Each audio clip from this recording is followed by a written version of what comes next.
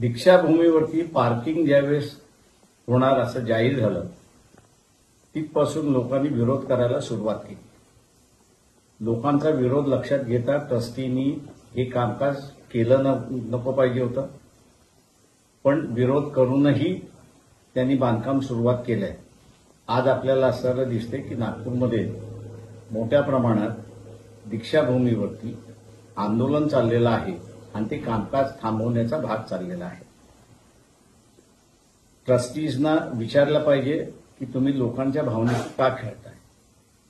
दीक्षाभूमी ही शासनाने दीक्षा घेतली म्हणून तिथे एक स्मारक उभं राहावं असं त्या ठिकाणचं आहे। विजयादशमीला लाखो लोक येतात याच्याबद्दल दुमत नाही, पण त्यांनी कधीही आम्हाला पार्किंगला जागा मिळत नाही अशी तक्रार केलेली नाही।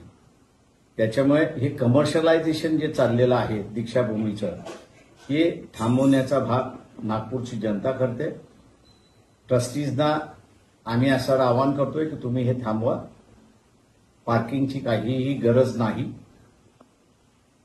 आपण थांबवलं नाही तर लोक आपल्या विरोधात जातील एवढं फक्त त्यांनी लक्षात घ्यावं। वंचित बहुजन आघाडी हे आंदोलन करण्याच्या पाठीमागे आहे।